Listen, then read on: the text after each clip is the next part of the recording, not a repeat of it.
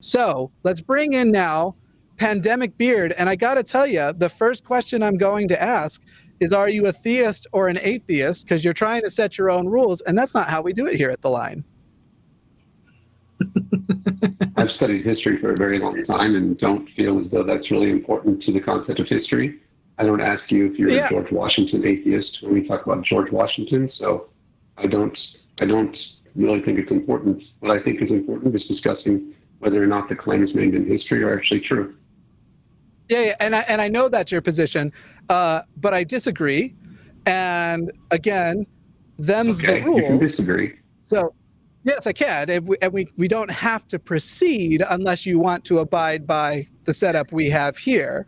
I'd be very interested to hear the historical facts in all of those positions. However, again, to get us on equal footings, while you know what our position is, we don't know what your position is in regards to this, and I do find it to be relevant. So, would you like to share, or would you like to not proceed with the conversation? Well, I don't really care what your religious position is. All I care about is what history says. Right, I'm the host of the show, so compelling reasons, I believe. What I care about that matters. I get that you don't care about that. That doesn't matter. It's this awkward thing of I'm the host and whatever I want is what matters. So again, are we going to have the answer, or are we going to not? I got to tell you, regardless of how you feel about it, and you didn't put a name here, so I'm going to call you Ernie. Ernie, regardless of how you feel about it, this is the basis upon which we are going to proceed or not proceed. Oh, well, I guess I apologize then, because I've actually never been speaking with anybody ever really worried about their epistemological religious position when dealing with the facts of history. I wish that I was able to move forward with that, regardless of position. But, I think if it doesn't matter, it shouldn't matter to. I think if it doesn't matter, it shouldn't matter to share. John. It doesn't matter, dude. Well, yeah, I am laughing because you're going to forego having the conversation that you want to have, which I think that we could have a good conversation, good conversation. But I mean, you don't want to answer the basic question that is required to, be on the show. I mean, I don't walk into Burger King and ask for a pizza. I don't. It seems a little ridiculous to go into something like that and then not even play by the rules that get you what you want. So I don't understand why you even if it's a lie, you could lie to it. Everybody just lie. Could be lying to it. I'm not going to lie. I'm not going to lie. In fact, that was the reason that I gave a different name, a pseudonym, because I don't want to have my name. And the area code is different from where I live right now, but that doesn't mean anything. A lot of people have that.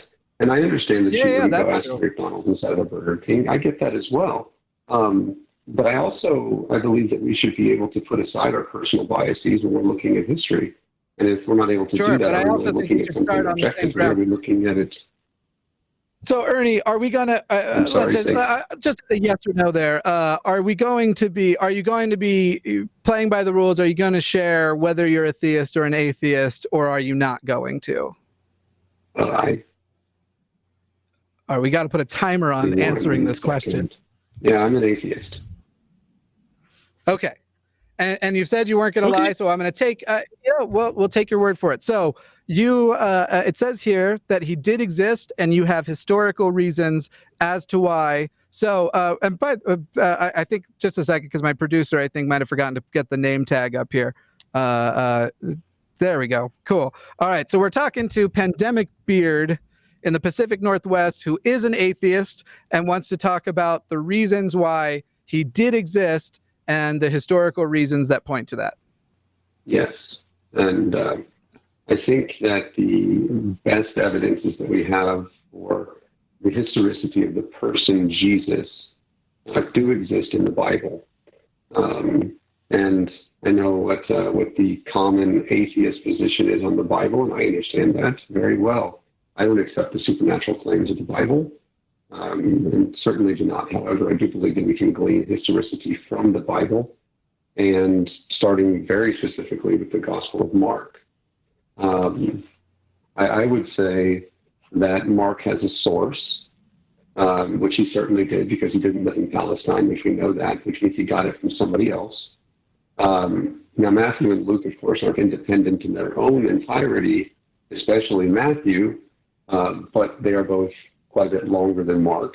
And we have the saying source for both Matthew and Luke, and then, of course, we have their own independent sources as well. Luke says very specifically that many have undertaken to draw up an account. And so we have many. He wouldn't have said one or two. He wouldn't have meant one or two if it was many. And this means that they were before 80 to 85.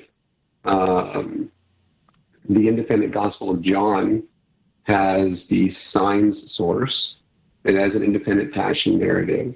I would even say that even if people say that John is or they're all amalgamations of a character, which I think I've heard John say more than a couple of different times, I think that we could actually say that the one way that we're able to say that Jesus probably, I would say definitely existed, was Saul of Tarsus. He converted in 32 or 33 CE and was speaking about Jesus in Jerusalem at that time. And he personally knew both James, the brother of Jesus. He knew Peter, and he knew John. And yes, John, that's actually his brother, James, not his brother in Christ. I'm sorry. Well, sorry, I interrupted. I just said I don't think that you can solidly prove that he considered James to be his blood brother. Well, I mean, no offense, John, but how much work have you done in lexicography? In lexicography? I mean, I'm an engineer, so I haven't done any professional work in it, but let me jump in here. Fuck off. Seriously, that's going to be the no. You come in here and you come in with the look, it doesn't matter if I'm an atheist or a theist. Then you come in, you finally with a bunch of with a bunch of basically you're not going to get to talk unless you answer it. You finally reluctantly answer. Then you defend the position quite theistically. But, we'll just say chalk that up to skepticism. Then you give point after point after point. You don't pause after each point for them to respond.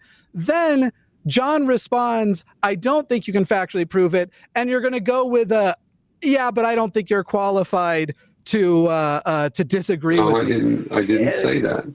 I simply asked. That's great, Ernie, but I just dropped the call because you can kindly go fuck yourself. Listen, here's the thing. Here's the thing that we're going to identify here. I am so excited, and you can look back at call after call after call with theists. I am happy to respectfully chat with anybody, no matter what their belief system is. And I'm going to say this, and you can believe this is arrogant of me. The line is my show. I set the fucking rules, and you're not going to come in here and condescend to me or condescend to my fucking guests. Seriously, eat my ass, and not in the beautiful way. Moving right the fuck along. Is there any of his points you'd like to respond to before we move on? Well, I mean, he did bring up a lot of he did gish gallop, and I was going to try to address every single one of his things.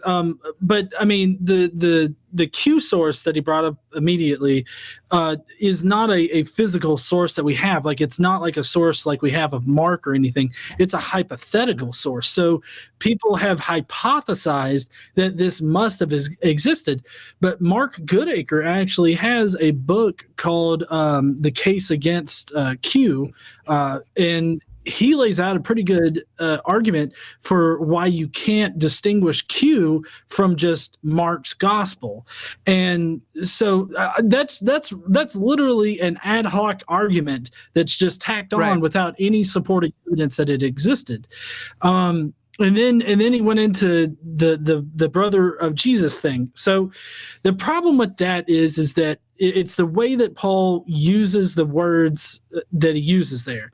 So in that particular section, he uses the Greek word adelphos, which can either mean a blood relative or a fictive kinship. Okay. Everywhere that Paul uses the word adelphos in his writings, he only mentions fictive kinships.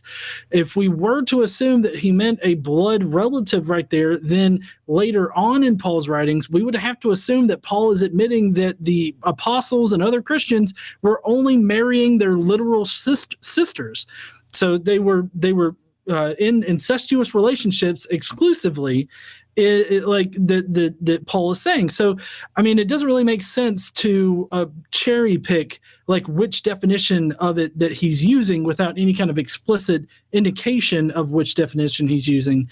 And considering all of the other places in Paul's writings that he uses adelphos, he's only talking about fictive kinships. It makes sense that he would be talking about a fictive kinship. So to me, that doesn't solidly prove that Jesus had a brother named James. Yeah. Next time, give us a fake first name, a fake religious affiliation, and what's the third thing? I don't remember. And now I suddenly can't remember. Yeah, but a fake location. Give us fake them all, but be respectful. Don't be a fucking. I mean, just imagine if we had done the same thing in reverse. I actually purposefully don't bring up my career history, my education history, literally anywhere on my channel, because it is on Dear Mr. Atheist or this channel, because I never want a person, not to say that John's wrong for admitting he's an engineer, but God, John, no, I'm kidding. But I purposely go, we're on a phone call. You called me, by the way, fuckface. So you want to know what I think on this or what John thinks on this.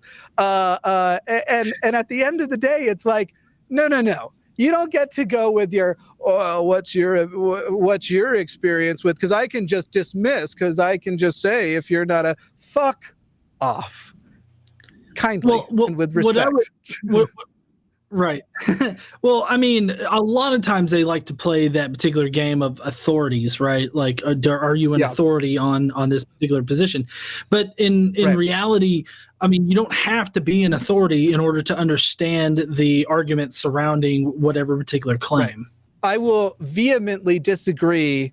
There is a person who is a young Earth creationist, believes the Earth is 6,000 years old, and basically is also responsible for sequencing the genome. That person has more biological qualifications than I ever will have in my whole life, and I vehemently disagree with him that the Earth is 6,000 years ago old and that Adam and Eve literally existed, despite his qualifications over mine.